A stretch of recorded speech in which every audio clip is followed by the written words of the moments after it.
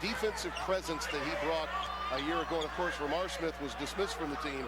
As Mays gets more acclimated, I think Tennessee will really become more of what we expect. No, I agree. Bobby Mays is really the key to the Tennessee team because, as you mentioned, Tennessee lost 3 outstanding guards from last year's team.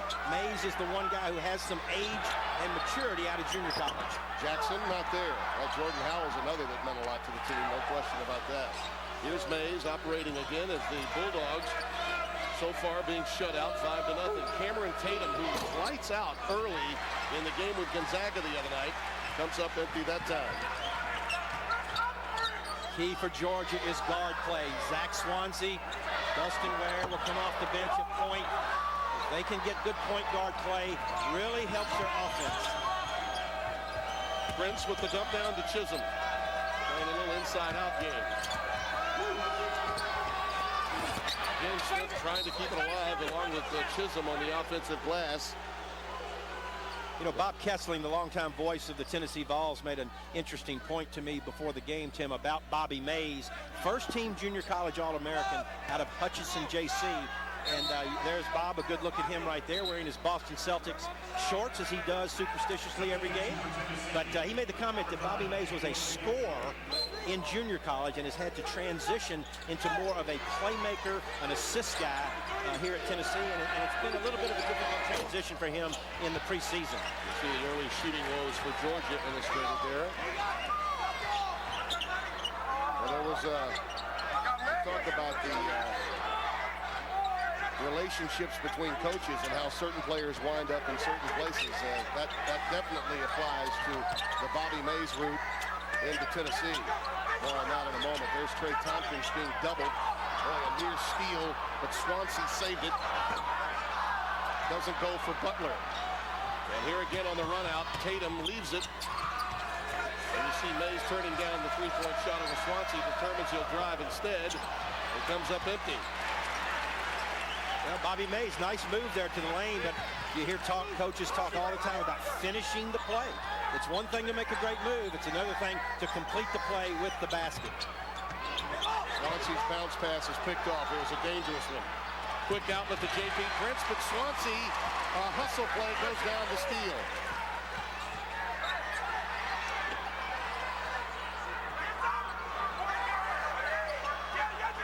Jackson.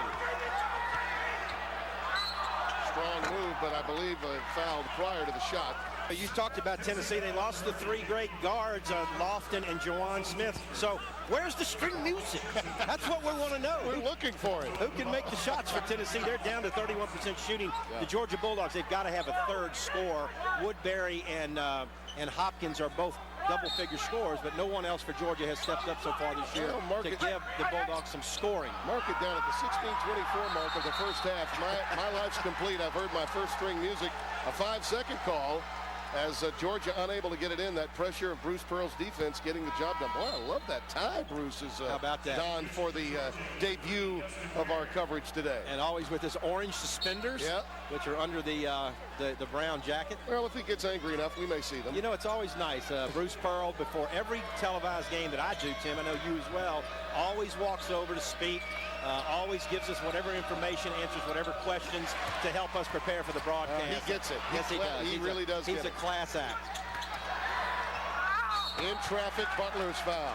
Chisholm and Prince were both there, and J.B. Caldwell spots the foul. It goes. You know, the devastating blow for Georgia, Tim, before the season when Dennis Felton had to dismiss Billy Humphreys from this team, who would have been that third scorer that I'm talking about for the Georgia Bulldogs. And that's been an ongoing problem for Felton here, having to dismiss players. As you see Prince go reversal and make it a 7-2 game. Great feed by Wayne Chisholm. One of the things that makes Tennessee so good is that all of their players pass the ball extremely well. Woodbury, well, mark that down. First field goal of the game comes well beyond 4 minutes and 20 seconds, and Woodbury nails it to draw them to within 2. Nagadu taking that feed. This is a very deep team. Scotty Hobson, the freshman, feeding it to him. Terrence Woodbury, the senior from Virginia. The Tennessee Vols on the road lead early 7-5. Offensively trying to get the ball inside to Chisholm. Now watch the white shirts. he's going to do? His vision is going to find the open man on the other side of the lane for the easy basket. Great vision, nice passing skills, and the finish by J.P. Prince for the Volunteers. You know, I really believe this about Pearl's team. It's just about a lot. Pressure was there for Georgia. And Bruce made that point with me before the game. You know, if his 10-man rotation, Tim, Bobby Mays is a junior college transfer, 4 freshmen, 2 sophomores, no seniors on this Tennessee team. So not only are they young, but as he said, inexperienced and trying to learn their way and build their team chemistry as they start SEC play here today. Out of the timeout, Jeremy Price, number 50, sophomore from Decatur, Georgia, is coming to the low post. Also, Chris Barnes in the game for the first time, along with Dustin Ware, a freshman from Powder Springs, Georgia. So a number of changes made during that timeout as Georgia, understanding Tennessee will get into their legs a bit. They're going to make sure that a lot of people get minutes. And there's another 3-ball. X marks the spot on the other wing for Woodbury. Well, Terrence Woodbury, Tim, in the SEC tournament, we saw him. He came into his own, and along with Sundiata Gaines, helped lead the Dogs to the tournament championship. Great three-pointer there by Wayne Chisholm, but Josh Tabb, the best defender for Tennessee, is in Woodbury's grill, but Woodbury got the best of him with a little pump fake, drop back shot. Ware, a little floater that will not go. Pulled down by Chisholm. Quick outlet into the hands of Scotty Hobson. That's going to be a player. The defense and confidence in this his last year for the Dogs. Now you can make a case that Bruce Pearl would love to get a video of Tabb defensively and make sure all of his perimeter players understand this is what he wants. The problem for Josh is that he's not very adept on the offensive end of the floor, therefore he becomes a designated defender. You see Bruce Pearl getting after his guys a little bit. Outstanding offensive player, an All-American at Hopkinsville, Kentucky. But when you come into this league as a freshman, Tim, the speed of the game is faster. The athleticism is more than you've ever experienced before. And it takes time for you to adjust and to develop as a young freshman to play at this level of SEC basketball. And another real good one from Decatur, Georgia, Columbia High School. Travis Leslie's come onto the floor now for Georgia, number 22. Yeah, keep an eye on Leslie, 22. He's a phenomenal athlete. They've compared him athletically to Dominic Wilkins. There he is. Does it on his own. This time it rolls off the iron and it's pulled down by Tyler Smith. Tennessee always pushing the ball in transition, looking for early offensive opportunities on the break. That's a walk. These teams have done, both Western Kentucky before he came to Georgia and now here, when they play their best. And I think probably his assistant, Pete Herman, the former coach at Navy, has been around for a long, long time. Yes. Half-court on-ball defense, usually pretty good. Excellent. That's the strength of the Georgia team, is their half-court man-to-man defense. Watched them practice yesterday for about an hour and a half, and they spent a lot of time going through the Tennessee offensive sets in the half-court. Woodbury unable to convert. There's Chisholm on the run out, missed a layup. But you see how they push the ball, Tim.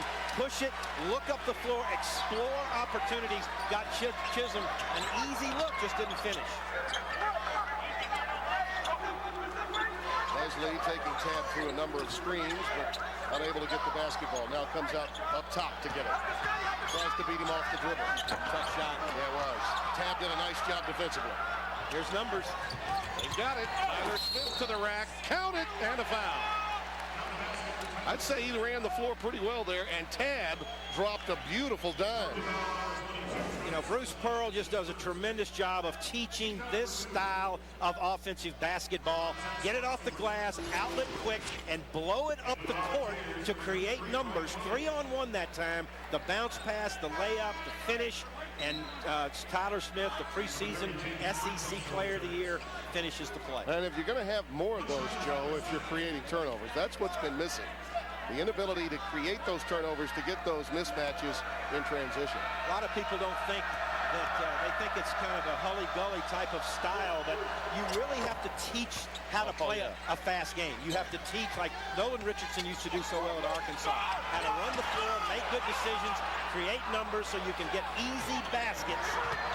Leslie all the way to the rack. Yes, and a foul. And there's that athleticism that, Joe, you were talking about, but it's going to be a player control foul rather than a block. Wow. I think the Louisianian got it right. The play on the floor was confirmed. It was.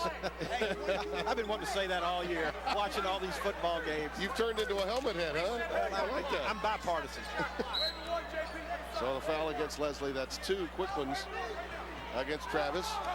All right, here we go. 13-8 Tennessee. Georgia worked a lot yesterday in practice on this 2-3 zone defense. I think we're going to see a lot of that. They don't want to chase the Tennessee offense. They want to keep the ball out of the lane, and a good start out of the zone defense. Swansea takes it all the way in.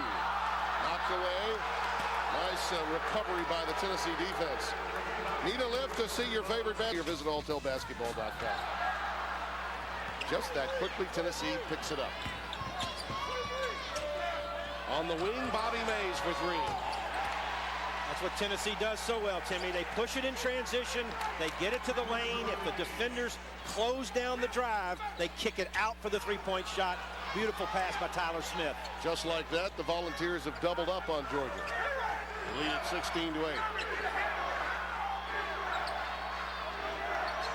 Tennessee has played a tough preseason schedule. 4 losses already on the season because of that, but it has prepared them to go on the road in SEC play and be effective.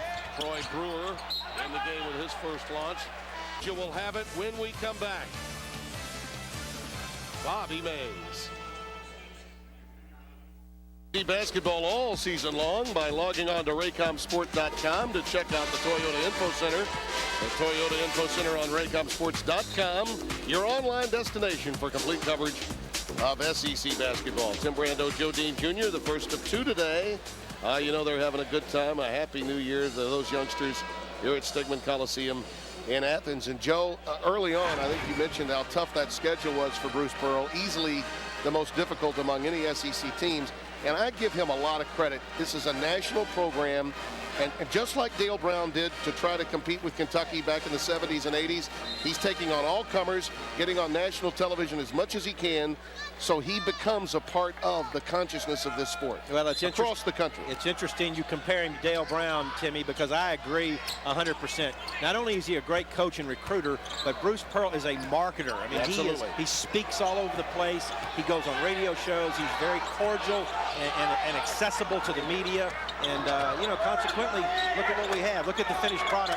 A Tennessee team that is, I think, going to be a top 10, top 15 team for many, many years. Swansea, good ball movement that time by Georgia. Who'll ever forget what that young man did, Zach Swansea, in the Southeastern Conference tournament a year ago. Against Kentucky. Oh. That was amazing. Well, and that was, of course, the first of 2 wins in the same day for Georgia in the Southeastern Conference tournament. They made some history, that's for sure. Cameron Tatum unable to hit. Butler, the rebound for Georgia. Bruce Pearl won't be satisfied with jump shots against that zone. You got to try to get it inside the zone if you want to play inside out and get your shooting percentages up. Here's Mays, lost it going crossover, bailed out though by the foul. Zach, little one-on-one isolation action for Mays. He got the foul from Swansea. Prince again going reversal. He loves that move. He has struggled with his perimeter game, J.P. Prince, but boy, if he gets it going, he really is a strong addition to this team. Swansea again off the bounce, decides to high rise and drop it down. It's good to see Swansea come back with some offense today. Did not score a point in the loss at Georgia Tech on Tuesday night. Out of Dunwoody High School, part of a team that won a championship in his junior year. Boy, did they have talent on that club at Dunwoody. You can see the zone defense slows down the team Tennessee offense a little bit. Tyler Smith unable to convert inside. Loose ball grabbed by Swansea. Stolen by Mays. 3-on-1. And again, going back up is Cameron Tatum for the putback. Yeah, Mays made a mistake not giving that ball up. He was 3-on-1 right there and tried to take it by himself. That'll be pointed out to him by Bruce Pearl, but the result was good for the Volunteers. Swanson, nice trigger pass inside, and he gets the deuce off the glass. Trey Tompkins, freshman from Lithonia, Georgia, end-to-end to Smith, off the alley-oop from Mays, and he comes down gingerly on that knee.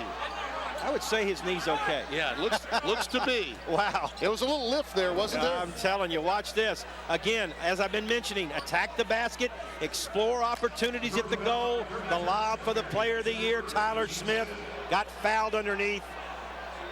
And then watch this. Nice sportsmanship there by Georgia to make sure Tyler Smith landed comfortably.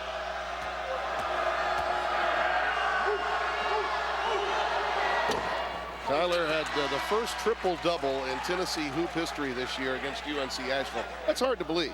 That in the history of basketball, with all the great players that they've had, as you look at what we've got coming up on our SEC doubleheader, Kentucky and Vanderbilt, it's hard to think with Bernie and Ernie and all those guys that that's the first triple-double in school history. He had it against UNC Asheville earlier this year. Dale Ellis, Allen Houston. Yeah. You know, you could talk about a lot of the great players that have played in Knoxville. There had to be a lot of near triple-doubles. I would think. That is amazing, though. Shows you how hard it is to do it. It does. Thank you. It does. Stay in now. Come over here. Swansea will trigger it in with those long arms of Chisholm in front of him. Just getting the ball inbounds against this pressure can be very difficult. Yeah, it's a spot throw in, and spot throw in. Swansea at 6'2" is trying to throw the ball over 6'9" Wayne Chisholm.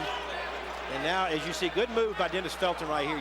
He puts a bigger player out of bounds in Terrence Woodbury, so he can see over Chisholm a little bit to get the ball in bounds against the denial full court man-to-man defense by Tennessee. Again, very good defensive work, and Tompkins is the bailout at midcourt.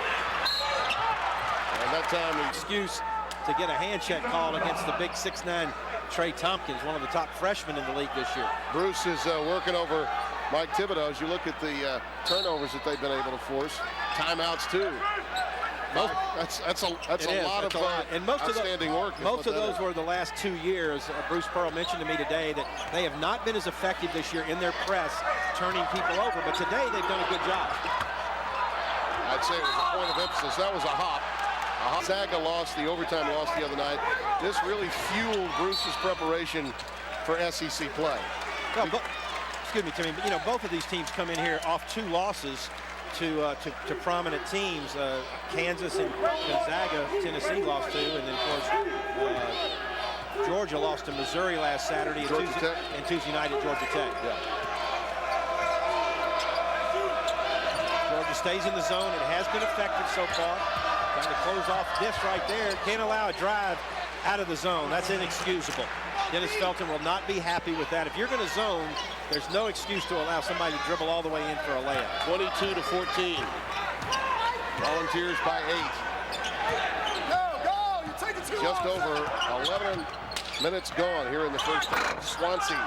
Barnes trying to keep it alive. Nice work inside by Tompkins. He outfought Wayne Chisholm for it. He's a big load, is Trey Tompkins. Nice work again on the offensive glass by Scotty Hobson.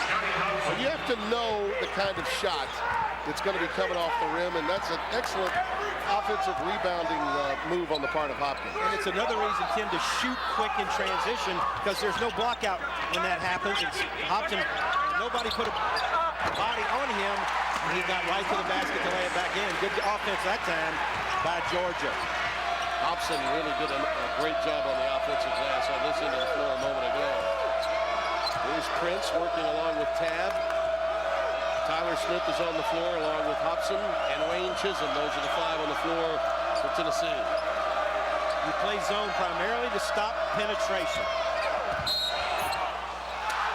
In the last 2 possessions, we've seen Tyler Smith drive it to the lane. That time, Prince got it to the lane and drew the foul. Terrence Woodbury picks it up, his second. 7:31 remaining in the first half. Tim Brando, Joe Dean Jr., Stegeman Coliseum in Athens. Tennessee with a 6-point lead, 24-18. I think the tempo struggle really is interesting, Joe, because just when Tennessee thinks they've got the flow going their way, Georgia does something to cut them off and make it more half court. Neither team has really gotten into the kind of flow they would really want. Yeah, I would agree. And I think that's characteristic of a game that Georgia is in, because Georgia wants to make it, you know, a tough game, a half-court game. They want to slow the tempo. Their statistics bear that out. They're scoring 68 points a game, giving up 62 points a game.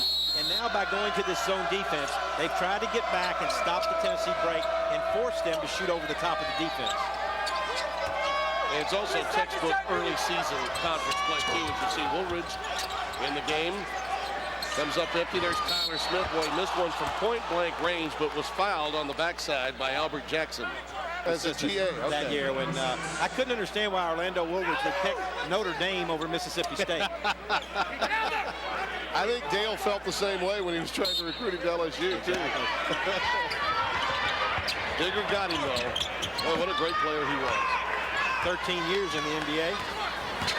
Tennessee has matched its largest lead of 8. 26-18. Three-pointer will certainly help the cause. Dustin Ware, the freshman, North Cobb Christian High School. 3 state championships at North Cobb Christian. Hobson the answer. Well, that's what Scotty Hobson can do. I mean, he can light it up. He and Cameron Tatum are the 2 freshmen that are tall, rangy, and have great range on their three-point shots. Tompkins. Now you see, this is exactly the flow Pearl wants. Exactly, up and down. Quick shots. He wants a lot of possessions and a lot of opportunities. Can you penetrate that zone? Yeah, take a look at the three-point shots. Wayne Chisholm knocks one down early. He's an outstanding shooter for a big guy, 6'9". And then Bobby Mays buries one from the left corner. And then a few minutes ago, there's Scotty Hobson, the freshman, playing a little string music, Timmy. Now, how do you feel about the line being moved back a foot, Joe? I'm very much against it. I have always been against it and been on record as saying that. I was a member of the Rules Committee for 4 years, Timmy, as you know. And, you know, I just feel like the farther you move it out, the more people are going to jam the lane and play zone defense. Oh, nice give-and-go sequence there. Chisholm and Negadu with the finish. We talk about the Tennessee fast break, making decisions, great passing team, always pushing the ball, looking for easy baskets. One right there. Price giving it up to Butler, who decides to drive to the paint. He's rejected by Negadu. Look out for that shot blocker. This young man's got it all. Emmanuel Negadu. Yeah, here's the look in transition. You see Georgia Slow getting back. Price not there. And an excellent pass inside to Negadu. Oh, give it and get it back. By Chisholm. How good is that? Little give and go. Textbook. And it's decision making. Learning how to get it down quick, get the numbers, pass the ball to the open man, look to create layup opportunities. That's what Bruce Pearl teaches so well and why they score so many points. Joe, I think the argument on the other end of, I know Bruce Pearl agrees with you about the three-point line. And it has had an effect, I think, on his team, at least early on this season. The argument against your point would be that fewer non-shooters now are taking as many shots. Exactly. But that's the reason why the lane was always open, because when the line was where it used to be, 19-9, everybody could make it, so you had to go out and guard them. Woolridge not there. There's a great work by Chisholm. Just out fighting Butler for the ball, and Butler picked up the personal foul. They shoot quick in transition, and what happens? A guard gets caught underneath on a 6'9" post player. That's a mismatch. Pushing the ball, getting it on the glass quickly, created that mismatch inside, and sends Wayne Chisholm to the line. Yeah, 7th team foul against Georgia, so it's 1 and a bonus for Wayne Chisholm. Young man has fought through asthma through his career. You know, kids can be tough. He was an asthmatic in his nickname. They nicknamed him Wheezy.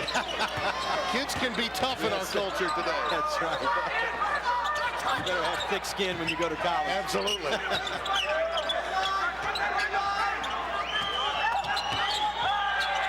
Again on the wing, that 3-ball after the feed from Swansea. Not there for Ware. Good work by Georgia. Barnes coming away with it. I think Ware was on the in-line. Volunteers with a double-digit lead. Just under 5 minutes remaining in the opening half. Mays is out there now, operating at the point against this zone. Tatum inside to Negadu. Boy, they negotiated well into the paint and came away with another offensive rebound. Mays again finds the open receiver off the dribble drive. And a push is spotted by J.B. Caldwell against Georgia. And you can tell what Bruce Pearl has said to his team about attacking the Georgia zone. We're going to attack on the dribble. Try to dribble by people, get to the lane, draw defenders, and then find open men either under the goal or out at the three-point line. Chris Barnes picked up the foul. I mentioned Mays' circuitous route. Well, after Ramar Smith was dismissed from the team, Pearl really needed a point guard. I mean, it was sort of a desperate situation. And Maryland pulled its scholarship opportunity that he had. And then as it turned out, his junior college coach was Ryan Swanson, who had worked with Bruce at Wisconsin-Milwaukee. Hence, the connection for Mays coming to Tennessee. And what a great catch that was for Tennessee late. Barnes a slam. Great high-low action right there. Barnes, excellent offense by the Bulldogs. Tatum, nice finger roll as he drives to the rack. And, you know, they're getting what they want now. Some turnovers from Georgia, and they're turning them into points. Yeah, one pass and a layup by Tennessee. Foul goes against Emmanuel Negredo. Yeah, a little leather, and taking it into the rack, and some emotional moments early in the lid lifter of college basketball in the Southeastern Conference as Tennessee leads Georgia by 10. The rebounding story with Tennessee, turnovers are now even, but I tell you, the more turnovers Tennessee creates, the more the tempo gets in their direction. Georgia has been able to stem the runs of Tennessee to the extent that they've been able to hang in, Joe, but you begin to wonder if it's just a matter of time before the Volunteers get it really free-flowing the way they want. Well, I'll be anxious after this free throw by Chris Barnes to see if Georgia, out of the timeout, comes back with their man-to-man. I really believe, Timmy, they are a better team in the half court with their man-to-man, and they have the all-important blockout responsibility in man-to-man that they just are not getting with their zone. There's part of you, though, that from a coaching standpoint, isn't there, when you look at Tennessee, you want to zone them, don't you? Well, you do, but again, if they're going to penetrate the zone on the dribble, you might as well play man-to-man. Prince takes it inside with a jump stop, and I think Mike Thibodeau is going to whistle the foul against Chris Barnes. The question becomes, does the shot count? Well, the ball went in. Yeah. If it's a two-shot foul. No, they're going to say they're going to say that it was a common foul on the floor. Yeah, okay. They're going to say it was before the shot. Yeah, that's right. No NBA continuation here. Because we're at the double bonus, so the foul was on the floor. Prince will get two shots. Good look at J.B. Prince. You know, I know his dad real well, John Prince, who played collegiately at Southern Miss and was an excellent college basketball coach in his day at Ole Miss and UAB, and was the head coach at Jackson State for a while. So J.B. Prince, who also is related to Tayshaun Prince with the Pistons, comes from a long line of basketball people in his family. He's another guy that's been nursing some health issues, Joe. He missed the Temple, Marquette, and Belmont games with an ankle injury. So a lot of these guys rounding into shape. They've been nicked up in that torrid preseason schedule that Tennessee played. Good job posting up inside right there. To go along with Trey Tompkins. There's the alley-oop again inside as they run the floor quickly, and Chisholm throws it away. Well, you see, you know, the ball, Chisholm beat everybody down the floor to the rim and just wasn't able to get the pass and lay it in. But you keep doing that, and eventually those types of plays and attempts are going to pay off for your offense. Swansea, Butler, Leslie, Price, and Tompkins, the five on the floor for Georgia. Good defense right there by Smith. And he was trapped. Yeah. Good help defense, too, coming to double on Tompkins. Not a good decision by Tompkins. When you get doubled, you've got to recognize that and get it out to an open man. Tatum lost his dribble, tried to find Prince. And look at the hustle by Leslie on the other end. He'll get to the line. Boy, that... You know, we mentioned the comparison to being explosive compared to the likes of Dominique Wilkins. That's from time to time as the season rolls on. You'd love to have him in a dunking competition. Gave a little props earlier to Bob Kessling, the voice of the Tennessee Vols. On the Georgia side, Jeff Danzler, who I always have nice conversations with when we do a Georgia game, told me that he thinks Travis Leslie not only is athletic, but has some sophistication in his game and is going to be an excellent offensive player as he gets older. Plays beyond his years, huh? Yes, exactly. They're back man-to-man, as we suspected, is the Georgia Bulldogs. And you watch, they won't give up as much penetration, and Georgia would need to stop that penetration and get the defensive rebound. Oh, Mays, nice move. You know, I think Dennis Felton felt that ball was touched on the way up by Prince. I think he felt that there might have been an interference there by Prince inside the cylinder. I don't know. Let's take a look at this, Joe. Did he touch it? Oh, I don't know. Pretty That's close. close. Very close. Very close. Yeah, his hand was right there. And I don't think he needed to touch No, the the ball was going to go in. But as they say, turn the page and we move forward. 36-27, Tennessee by 9. Just over 2 to play in the first half.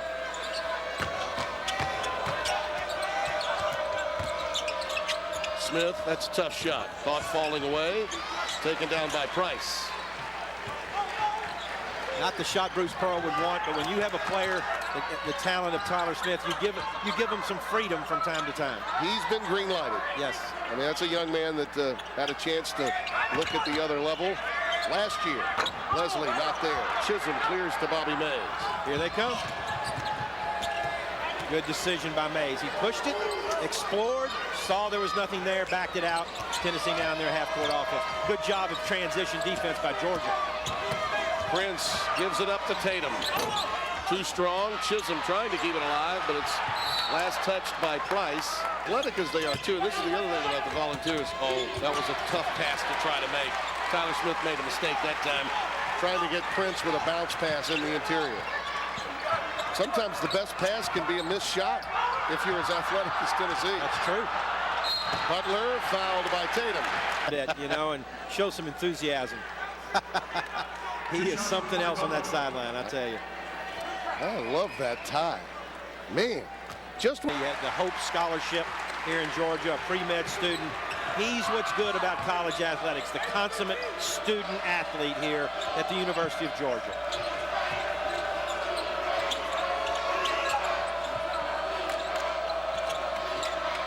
Mays on a blow-by, has it knocked away by Butler.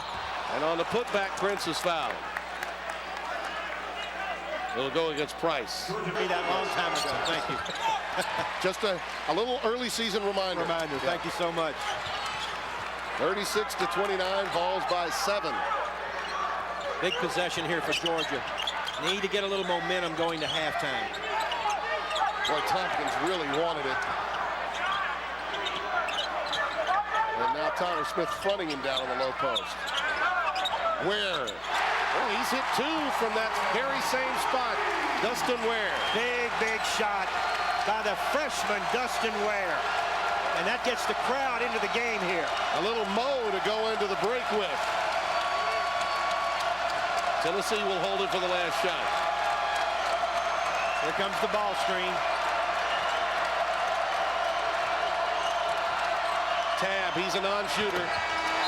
We're at the break, and the Bulldogs close on a 9-3 run to close the gap to within 4. They had trailed by as many as 10 on a couple of occasions. That's a nice shot by Ware. Big time shot right there by the freshman Dustin Ware, Timmy. Halftime activities are coming up from Stegman Coliseum in our lid lifter on Raycom. SEC basketball is brought to you by Toyota and by Geico. I think I'm getting something. Time. And early on, they had things going their way. In transition, Tyler Smith finding open people like Bobby Mays, who knocks down one of the 4 3-balls of the day. And then against the zone, they were able to penetrate and also knock down a few shots. But Georgia made their way back with a 9-3 run, hitting a couple of threes themselves. And that's why we find ourselves where we are at 36-32. There's no doubt no one's played a tougher non-conference schedule than the Volunteers. As you look at the standings in the SEC, a number of teams with gaudy records, but that doesn't mean that they've really played that many people. Now, Florida has. They've got a nice win against North Carolina State a week ago. Let's give a little credit to Kentucky for playing a fairly difficult non-conference schedule. It seems like Billy Gillespie's team is beginning to get it. Arkansas has 2 very impressive wins. In fact, the most impressive non-conference wins against top 10 teams like Oklahoma, the shoe team. Tyler Smith leading the way for his Vols, playing a little gimpy today, up by 4 at the break. And the first player in Volunteer history to record a triple-double. Smith, the SEC preseason player of the year, finished with 12 points, 10 rebounds, and 10 assists in the Vols' 87-69 victory over UNC Asheville. That's our Ruby Tuesday Play of the Week. At halftime, it's 36-32. Tennessee leading it by 4. Take a look now at our Geico struggle for tempo control that we've seen. Well, I think Georgia has won the tempo control. They played a lot of zone defense, mixed it from man to zone, but Tennessee got off started with Tyler Smith, just a nice hustle play for the offensive rebounding. Tennessee passes the ball very, very well. Watch the pass from Mays, back behind him, three-point shot lane, Chisholm, and then watch this in transition. One pass, Chisholm, touch pass, layup for the Tennessee Vols. A little give and go. That's what I'm talking about. The Georgia Bulldogs Terrence Pointer, but the one at the end of the half by Dustin Ware, that knocked down the score from 36-32 and gave Georgia some momentum going into the break. I think it makes the second half very entertaining. A 4-point spread as we look. The turnover story, I think, is a little misleading because Tennessee's have come out of aggression. Georgia's have come from mistakes, so they got to limit that. And look at that right there. 4 of 11 from the foul line for the Tennessee Vols. That's not going to get it done, especially if they can maintain the lead going down the stretch. Those are Infinity halftime stats. And yes, ladies and gentlemen, you can in America make money doing this at halftime. After they do it from the floor, they use trampolines. What a country. Volunteers leading it by 4 here at halftime. Take a look at the leading scorers for Tennessee. Smith, to no one's surprise, with 9, and Chisholm with 6. Prince and Mays, Hobson all with contributions for the Volunteers. And for the Bulldogs of Georgia, they do have the 4 threes. The big one coming, of course, as we said, going to the break by Ware. He has 2 literally from the same spot on the wing. Really, he and Woodbury, like the wing jumper beyond the arc, finding open shots on the wings.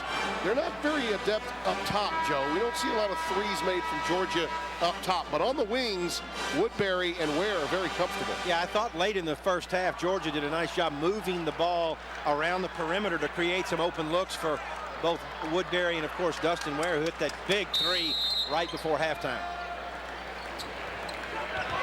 Georgia with the opening possession. Zach Swansea working on Bobby Mays.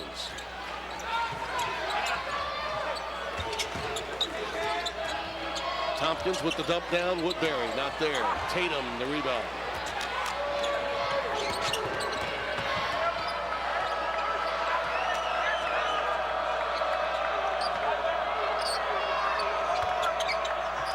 Chisholm from downtown. Tompkins the rebound for Georgia. Wasn't square, Timmy. He was floating. And when you're not straight up and down on your shot, the ball will go offline as it did there for Chisholm. Swansea in traffic got it to Jackson, but again, court awareness is always important. That's the second time we've seen Georgia on the inline. I think a lot of times in an effort to get the ball inside, Joe, you can put your guy in no man's land.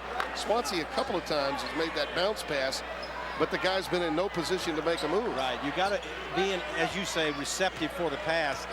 And that's a combination of the guard having good spacing to throw it inside, and the big guy keeping the defender on his back.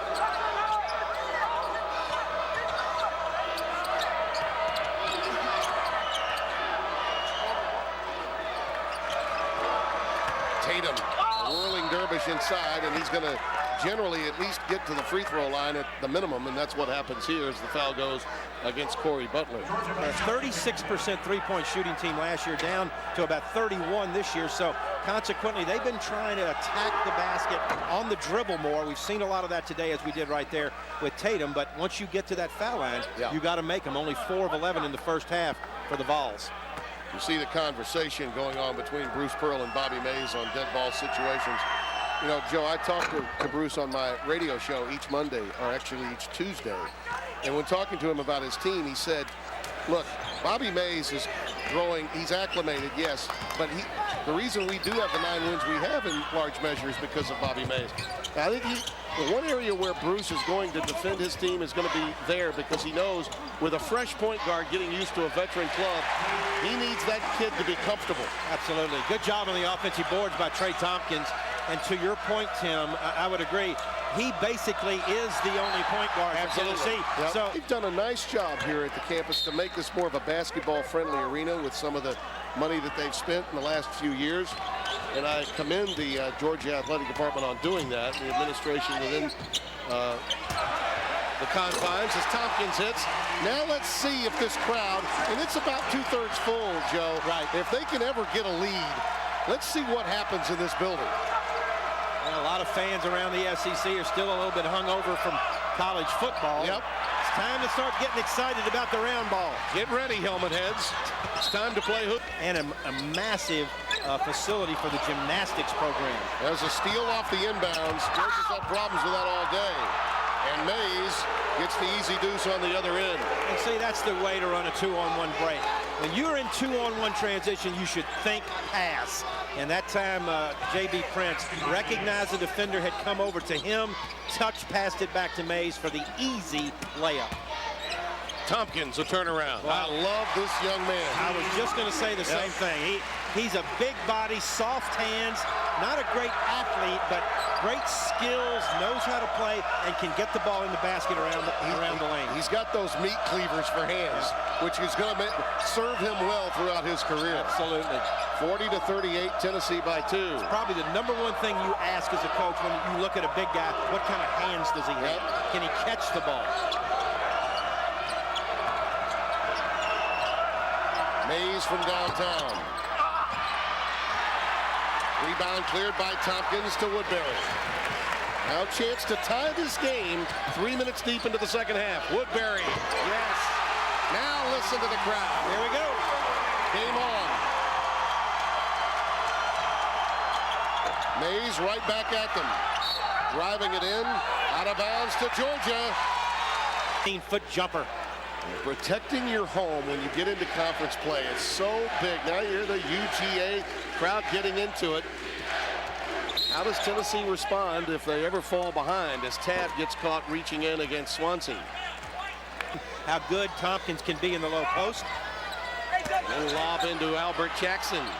Strong move, but unable to finish. That's been his weakness. Big guy inside that just can't score real well for Georgia. Hobson. Air ball, well defended by Tompkins. Another opportunity to take the lead for the first time, Georgia. Swansea! First lead since it was 8-7. And this is significant because it brings a standing O. Timeout. And we're in the automatic television timeout zone now, so we'll take the break. Georgia still leads by a deuce. Is the Raycom jet going to take us home? No, we haven't been able to ever work that out. Chisholm inside working against Jackson. Nice out-of-bounds play, out of the timeout. You can always tell when coaching is going on at a timeout. Bruce Pearl designed a little lob into the lane to his big guy in there, Wayne Chisholm, and Chisholm couldn't score, but got to the foul, and now critical for Tennessee that they can make free throws. Yeah, really, what kind of worked out for Bruce to take that timeout before the automatic television timeout, Joe, because you want to stem the momentum here. It had swung clearly in Georgia's direction, and he felt it necessary. Even with 8 seconds before the automatic TV timeout zone, he needed to stop play as quickly as possible. He most certainly did, and to run a play to get your best player an easy look out of the timeout is a sign of great coaching.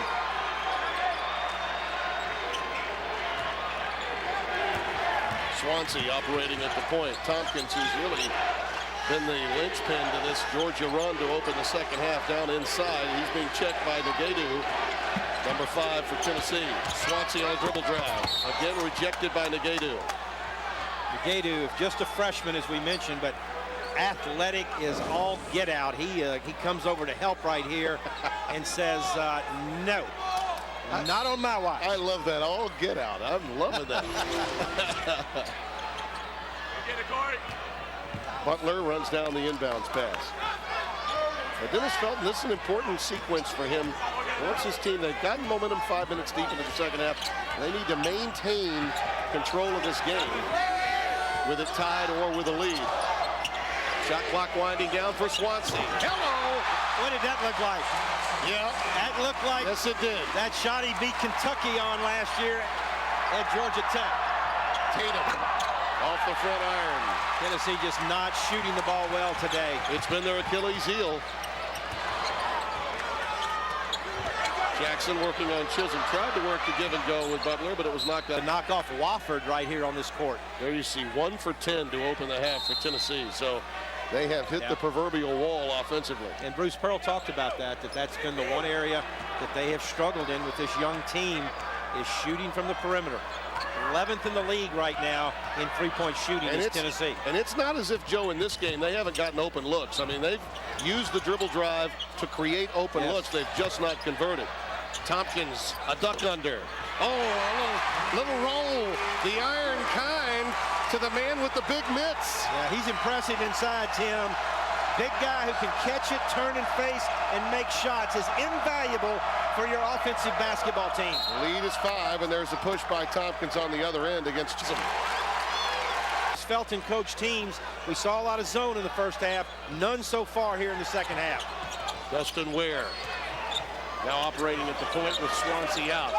Joined by Woodbury, Price, and Barnes. And the foul against J.P. Price. When Ware hit that 3-ball to cut a 7-point deficit to 4. But they're doing it with their defense right now, Tim. It's been very effective keeping the ball out of the lane. Look at the pressure on Tyler Smith. Tough shot. Very tough shot, but it wasn't because the defense wasn't there. The defense was all over him contesting that tough shot inside. Again, Tennessee, this is where they can make hay off that inbounds pass and with the pressure. Somebody's open. Butler pulls up. 52-44, Georgia by 8.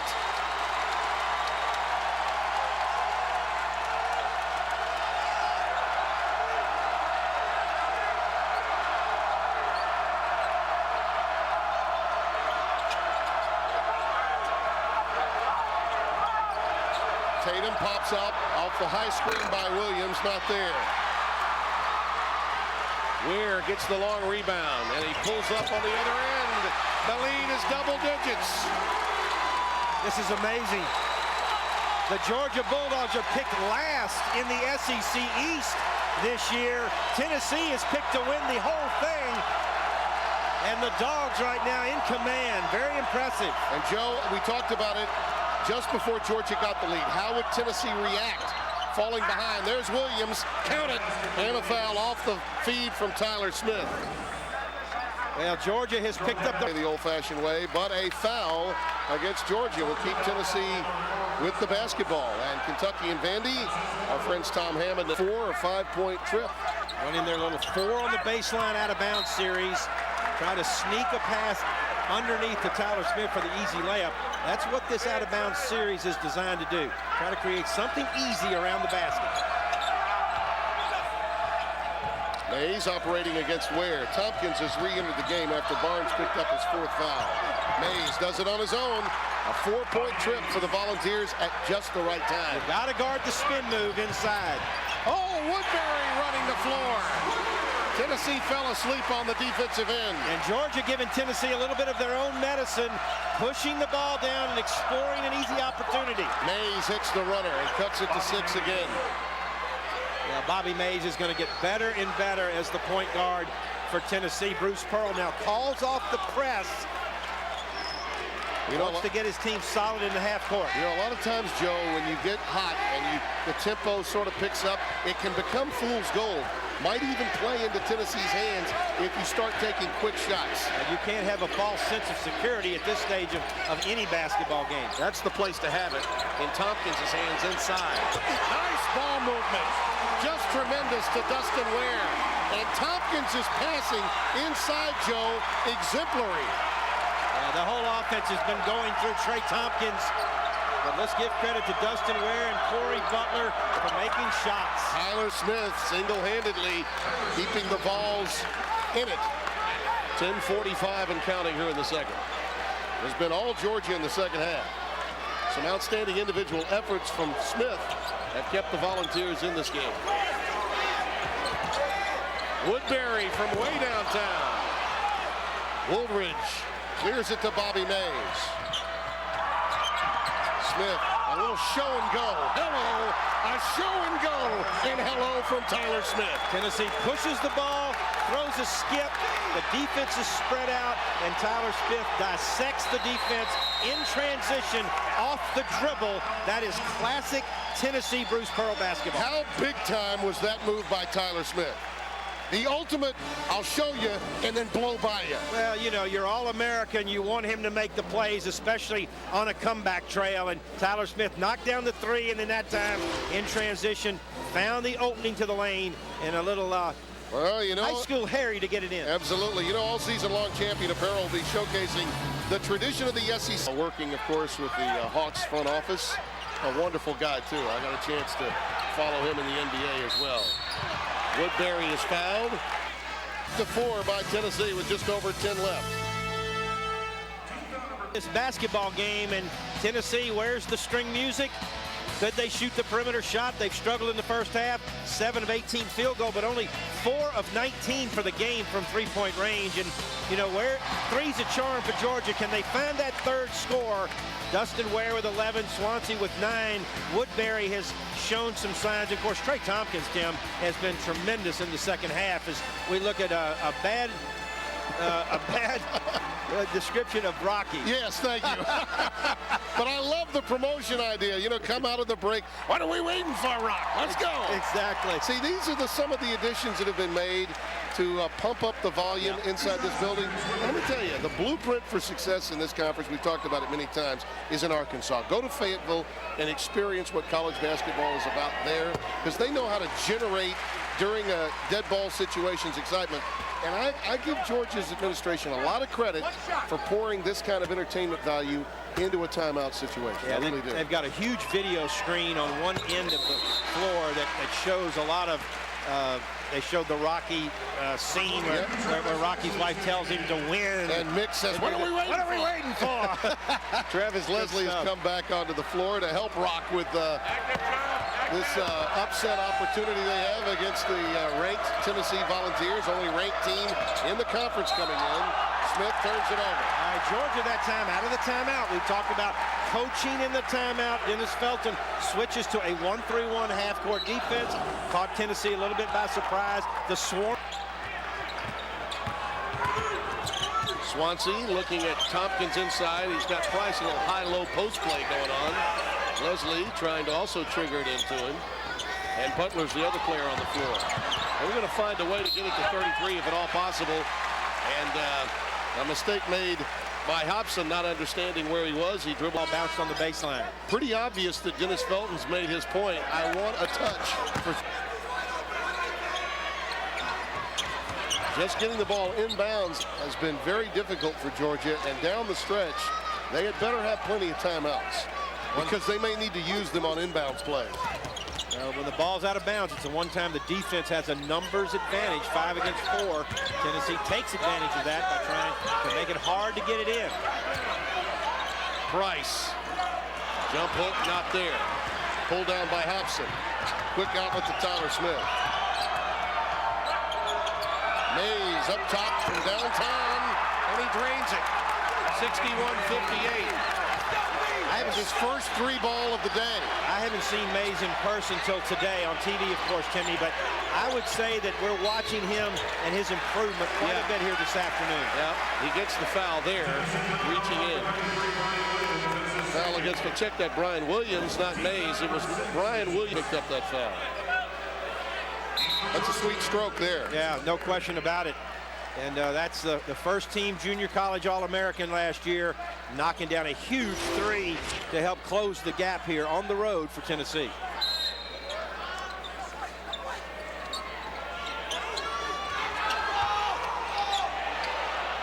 Tell you what, they better be careful, because Tennessee's going to pick one of those off.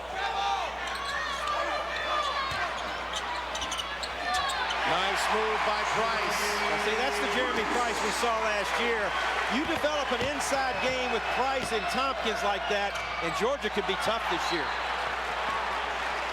Out of bounds off of Tompkins. Tennessee will control it. Yeah, I like this kid. He was tremendous. Played quite as well this year as a sophomore, but that's the kind of Jeremy Price, 6'8" sophomore. Hobson. Quick dribble drive by Hobson, and the lead's down to 3. Hobson shot an air ball the last time he was in. Bruce Pearl took him out, gave him a pep talk, got him back in. You see the confidence builder right there. I think, Joe, we've seen now the answer from Tennessee, and I credit Mays, his intensity and willingness to play hard on the defensive end. Georgia will have to continue to be efficient inside like this as Price gets the slam.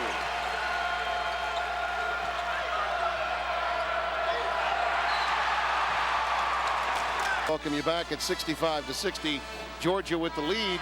We've seen them go down by as many as 10. Tim Brando, Joe Dean Jr. I like the response by the Volunteers, but again, those big guys, Tompkins and Price together, but particularly Trey Tompkins, I don't know if Tennessee's got an answer if they can continue to find the ball in those guys' hands in the later going. Yeah, Timmy, I think for Tennessee to win this game, Joe, it's going to be old school for them. They've got to create turnovers and get some easy buckets. 1-3-1 half-court trap. Again out of the timeout. Let's see how Tennessee attacks it. This is a defense that was by Tyler Smith the last time they were in this defense. 1-3-1. Notice you have to throw over the top some.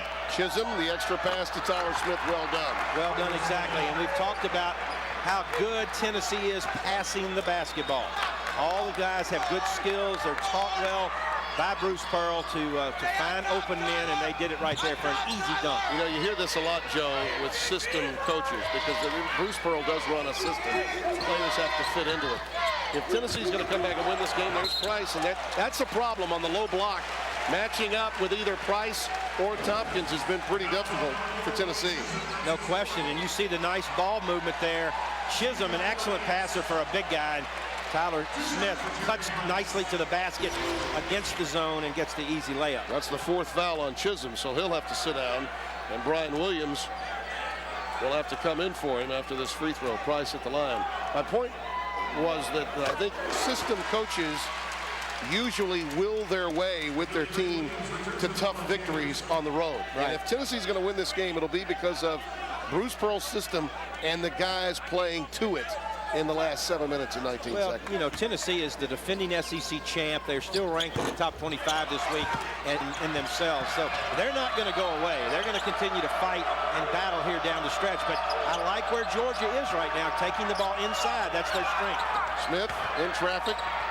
Prince fighting for the rebound, but it's out of bounds off of Woodbury. It belongs to Tennessee underneath. Tennessee is having to create so many shot opportunities off the dribble. They've just not been able to knock down shots. Well, that was just too easy to get it to Smith. He does not convert. And the loose ball is on the deck. J.P. Prince is fighting for it, unable to come away. And it's Dustin Ware that triggers the Georgia offense to Woodbury. Hobson gets the rebound. Prince all the way to the hoop. Count it, and a foul. That's exactly the system we're talking about as Prince gets his ninth point of the game. Tim, when you don't shoot the ball well from the outside, you've got to find other ways to score, and one of those ways is transition, take it to the glass, get it on the backboard, score it, and then get yourself to the free throw line. And Tennessee does that as well as anybody in this league. You know, we just saw a play underneath. Georgia actually came away with the loose ball, Joe, but there was a scramble underneath. That's exactly the way Tennessee wants to play. Right. Now, they may not have gotten the ball that time, but they forced Georgia to sort of hurry it up on the other end. And a lot of times teams get into that without even realizing it. Start playing into the hands of the opponent. And a lot of times when Tennessee presses and scrambles, they give you some open looks, but it's an outside look. That's right. And it keeps you from throwing the ball inside to those big guys, Price and Tompkins, which is what Georgia really would like to do offensively. Georgia has been by far the most efficient of the offenses in the second half. There's no doubt about that. Coming from 4 down at the break and really igniting that run with a Ware 3 balls at the end of the half. And Williams draws tab on the floor with Williams, Tyler Smith, Prince, and Scotty Hobson. 5 on the deck for Bruce Pearl as they trail by 3 with 6 minutes and 15 seconds remaining.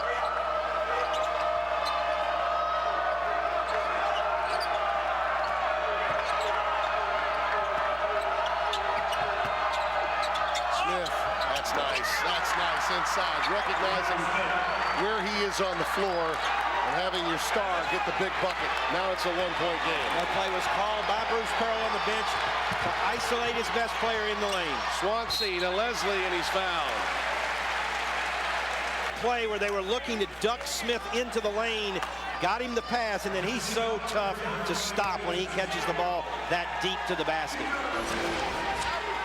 Brian Williams just picked up his 4th, so now the big men for Tennessee in foul difficulty. Williams and Chisholm each with 4. And Travis Leslie at the line. Don't forget tomorrow by Tab. Actually, they're going to whistle Hobson rather than Tab. Both were guilty. A tighter whistle here lately. And that brings, once again, the Bulldogs to the free throw line with Terrence Woodbury, who shoots against Missouri last Saturday, 15 in the loss at Georgia Tech. But he's much yesterday, but he has shown a lot of toughness here this afternoon. He has 15 today. The lead is 3. Hobson, a runner. Prince trying to keep it alive and picks up the foul in so doing. And Bruce is at it. Suspenders are now exposed. He felt that was a loose ball situation. No one had an advantage. Why blow the whistle? Dennis Felton telling his team to block out. In the practice gym yesterday, Tim, they had 100 sheets of paper taped all around the gym wall that said block out, rebound. I think that was their point of emphasis. Yeah. By the way, it also lets everyone know that, like Gary Williams and Jimmy Patsos and a few other guys on the Maryland staff back in the day, perspiration is still in vogue. Well, he's just trying to get a deodorant endorsement. That's all he's working on. Williams playing with the 4 fouls. Gets the rebound. Mays with a good motor. And Swansea picks up the foul. Let's take a look at our top 25 in the Associated Press. You see Tennessee the only one there. Yep. But let me say this to you, Joe. Arkansas debuts this week. They'll be in there, absolutely, especially if they can win tonight at home against a good Mississippi State team. Deserve to be in the top 10. A little surprised being the most western and northern school in the SEC. Hobson rattles it home. That's Cameron Tatum rather than Hobson to make it a 71-all game. And there might be about 1,500 to 2,000 orange-clad Tennessee fans sitting in the upper deck.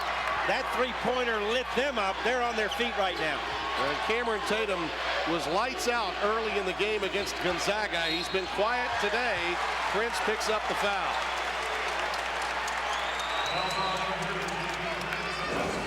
What a smooth shot by Cameron Tatum. Tennessee freshman, Timmy, plays a little string music here in Athens. Big shot for the Vols. On the other end, that foul for J.P. Prince now, Joe, means the end of the game. No doubt to take some heat off of Prince, who does have now 4. I just can't emphasize it enough how important players in college today must practice free throws. And they've got to do it in the off season. You don't have a lot of time during the season to practice free throws because you're working on offensive and defensive schemes. But a lot of basketball players in today's games do not spend time in the offseason working on foul shooting, and it's the difference in winning and losing close games. Tyler Smith takes the 3. Got his own rebound now and blows by, uses the glass. Wow, what a play by Smith. Never gave up on it. He recognized he had Big Albert Jackson on him. He's much too quick for Jackson and just went right around him to the rim. Smart recognition by Tyler Smith. He has 22. Swansea. Williams the rebound and the reach-in foul against Woodbury. 3:58 remaining. Jackets off. Perspiration flowing. And then stay with it. Back after this from your local SEC stations. The Alltel SEC Game of the Week has been brought to you by Infinity and by Sonic Drive-Ins.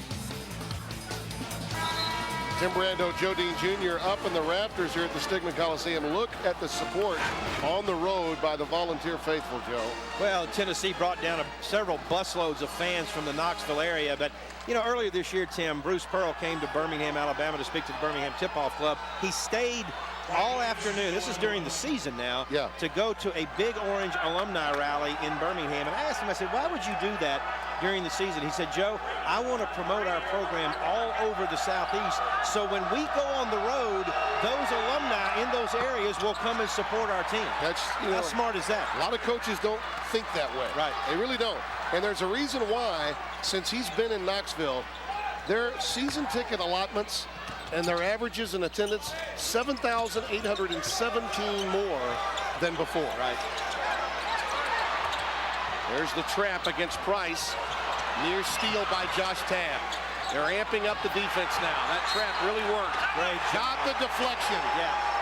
Great job by Cameron Tatum, Bobby Mays. They recognized that Butler was in trouble, attacked him with the trap, and just very aggressive, went off of his leg. And that's the Bruce Pearl system, Timmy, that you talked about that is so true, is when you see a guy in trouble, go after him defensively, force that turnover. We're coming out of a timeout, too. Yeah. It was like you had to know it was coming. Yes. Georgia back man-to-man. They're out of the 1-3-1. Tyler Smith off the bounce. Chisholm trying to stay with it. Kept that ball alive, playing with 4 fouls. Tatum. Chisholm again, the offensive rebound, unable to convert. Tompkins with the outlet to Woodbury. A steal and a foul. Brando Joe Dean Jr., the lid lifter of the conference season. The team picked dead last in the SEC Eastern Division preseason rankings. Georgia, the conference tournament champions of a year ago, lead the Volunteers by 1. In a game, Joe, that has had an amazing ebb and flow. Georgia got really their first lead since the opening moments of the game, 2 minutes deep into the second half. And since then, it's been comeback time for Tennessee. They trailed by as many as 10 as Chisholm gets the easy one inside. Well, Tennessee led early by 10 points or more. Georgia has had a 10-point lead here in the second half. And Georgia has just done a tremendous job defensively here in the second half to get back in this game, although they gave up an easy one on that last possession to Wayne Chisholm inside. Volunteers now by 1 with 2 and change remaining. Zach Swansea operating at the point with a dump down to Albert Jackson. In traffic over Chisholm. That steps. Took an extra step. Wayne Chisholm is playing with 4 fouls, as is Brian Williams and J.P. Prince. So Bruce Pearl does have an attrition issue to deal with in the time we have remaining in regulation. When you get down this late in the game and the score's close, every possession is so critical. That time, Georgia going inside to Jackson. He's not your best inside scorer. They got to get it in there to Trey Tompkins. Let him operate a little bit on the low post. Tyler Smith leaving it on the wing for Cameron Tatum, who decides to drive. Oh, nice scoop to the hoop using the glass. 77-74. And a throwaway. Knocked out of bounds by Tatum. Really got bailed out that time. Georgia will get Price onto the floor. Yeah, you find that you can drive the ball past a closeout defender trying to shut down your three-point shot, and if you can put it on the floor and create that way, you're a double threat, as is the freshman Cameron Tatum, who we saw right there. Trey Tompkins, who's played so well for Georgia, throws it away. That inbounds pass problem comes to the forefront again. Mays not there. And again, attacking the offensive glass. The foul will go against Butler of Georgia. Again, we talked about it, Joe. Sometimes fool's gold when you start playing to their pace of play. Right, exactly. It's what we've talked about. The system, as you called it, Timmy, where you just push the ball at every opportunity, get it up on the glass, and then attack the offensive board. Tennessee is the best in the league at that. They lead the league in offensive rebounding, and they've done it very well here this afternoon. Smith gets the roll, 72% at the line coming in. Billy Donovan had maybe one of the best statements about Tyler Smith prior to the season. He was quoted as having said, "I don't know if there's a guy in the league that impacts winning more than this guy." Great comment. I would agree 100% with that. When they were behind, he made some outstanding individual plays to keep Tennessee in the game. Yes.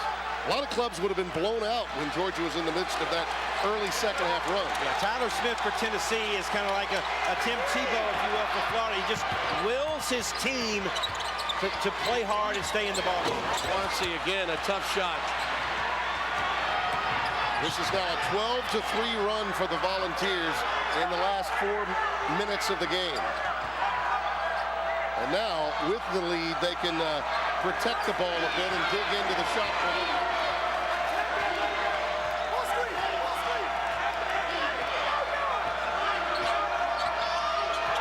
Chisholm setting the high pick.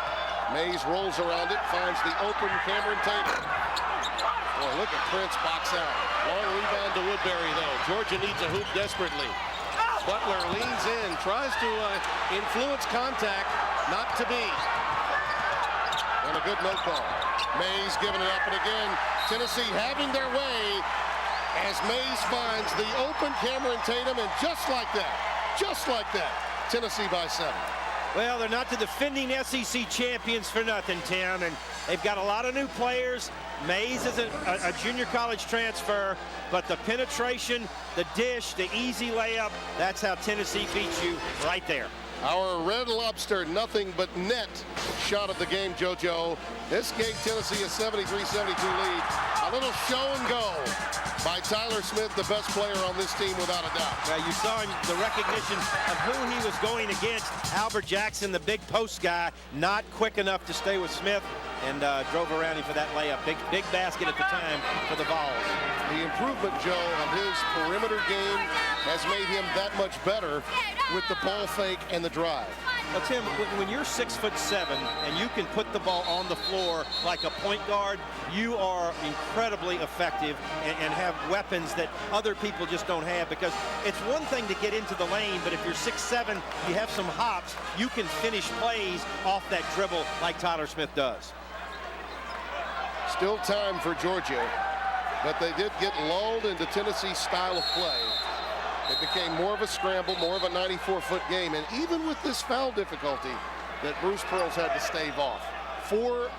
Three of his better players with 4 fouls. They've managed to keep the pace frenetic. Right. You know, and as you said, you know, when you start pushing the ball up and down the floor, it does cause your opponent to try to do the same thing. And while Tennessee presses a lot, they will give you some easy looks at the other end. Thing is, you better make them. Because if you don't make those easy looks, they're going to blow it right back at you the other way, and then you get it going up and down. It's time for them to show up. Yeah. Because you know they can play better than they have in recent weeks. But we'll see as they get their SEC season underway shortly. They've had a history of playing well in Lexington. Kevin Stallings' team. Well, they went about 25 years where they never won there. That's right. I think he's won there maybe 2 of the last 3 years, if memory serves me right. I believe you're right. Tom Hammond, Larry Conley will have the call for you. Tennessee and Georgia. The Dogs are now down to just 1 full timeout.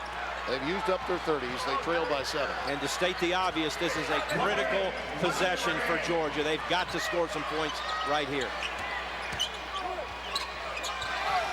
Butler gives it up. Tompkins on the wing. Tough shot for him, though he does have range.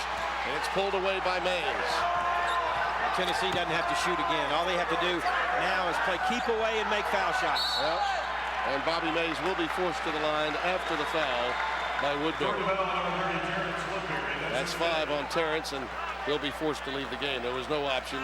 He had to commit the foul as quickly as he possibly could. And Timmy, I think you would probably agree with this. Tyler Smith would probably be the player of the game, no doubt. But Tennessee does not win this game today if they're able to hold on here without the play of that point guard, Bobby Mays. Absolutely. And you know, Bruce Pearl, as I told you, we speak every week. And as I was talking to him about point guard play, he was quick. I mean, not defensive, but he was quick to point out, hey, Tim, we may have lost 4 games, but I don't know that we win the 9 if not for Bobby Mays. Right. So I think we saw today, Joe, not necessarily in the box score tomorrow, but on the floor, the maturation process of this junior college guard. Well, I agree. And, you know, as a former coach, I always used to listen and to great coaches in all sports. And I'll never forget Joe Paterno. I heard him say this one time in coaching: don't complain about your players. They're the only ones you have. and that's a great attitude that Bruce Pearl has brought with Bobby Mays. Don't complain about what Bobby Mays can't do. He's the only point guard you have. Let's accentuate his positives. Let's bring him along. Let's encourage him, support him, and help him build his confidence. And Bobby had a bad experience, a difficult experience at Oklahoma, where he was hoping to play with Jeff Capel. I think a lot of people were a little curious as to how he would mesh with Bruce Pearl, and it's worked out beautifully. Again, Georgia with too many empty trips, And Tennessee's going to get out of here with a system victory. Yep. Absolutely. Big win. You know, I don't care if you're Tennessee and you're picked to win the SEC or where you are in the pecking order of the league this year. When you go on the road and you win on the road, it's a big win. Kentucky and Vanderbilt, as we mentioned, immediately following. I think Billy Gillespie's team, just a little like last year, had those early wake-up calls, Joe. And now, with two of the better players that any one team can have on the floor, Right. I think that's a team in a league that's in transition. The two best teams right now may be Tennessee and Kentucky. I think Kentucky will be very hard to beat at Rupp Arena. Yep. And they traditionally are always one of the better road teams in the SEC. I like Kentucky to have a good year in a year where the league is not as strong as we've seen it in past years.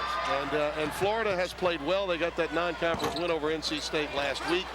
Let's see how their inside play improves as the season rolls on, and they too could be a factor. Chisholm gets the slam on the other end, and just like that, this is an incredible run to close the game for Tennessee. And they're up by 12. Chisholm gets the rebound, and he's fouled by McPhee.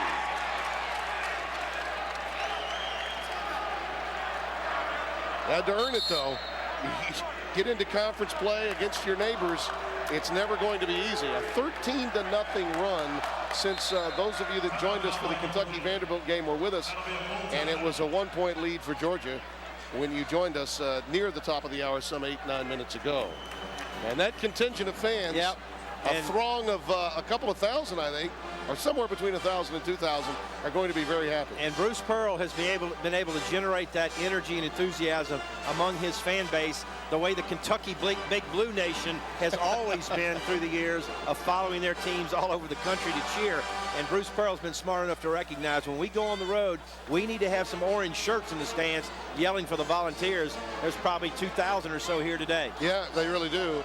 As I mentioned, it's Vanderbilt and Kentucky, Alabama, teams that you think really do have enough to possibly get on a run and maybe get an outside shot at an NCAA tournament bid, but they're not favored, and there's so much we don't know about them just yet. Right, I think the jury is really out on Vanderbilt. They lost some key players last year, of course, Shane Foster being the obvious one. But, you know, with Ogilvie inside, you've got a chance to have a good year. I just think, Timmy, this is one of those years where to get to the NCAA tournament out of the SEC, you're going to probably have to win 10 league games, unless you're Tennessee or maybe Arkansas. Arkansas with the two top 10 victories over over Oklahoma and Texas could probably get in with an 8-8 record. Yeah, when you look at RPI, strength of schedule, and also the kind of wins that influence the committee, beating teams like Oklahoma, I don't care where the game is, as you see Ricky McPhee knocked it down, the junior from Lawrenceville, Georgia. Other teams will probably have to win 10 because of their moderate strength of schedule. Correct. That wouldn't be true for either Arkansas or Tennessee. Enjoyed it, Timmy. You bet, my man. It was fun. First of a few we'll Yes, have sir. between now and the Ides of March. Our thanks to Dave Berriger and Gary Clem. Job well done in our truck, and everyone with our facilities here in Athens, Georgia. Kentucky Vandy coming up. You've been watching Raycom Sports exclusive coverage of Southeastern Conference basketball. Old Rocky Top is singing high and loudly.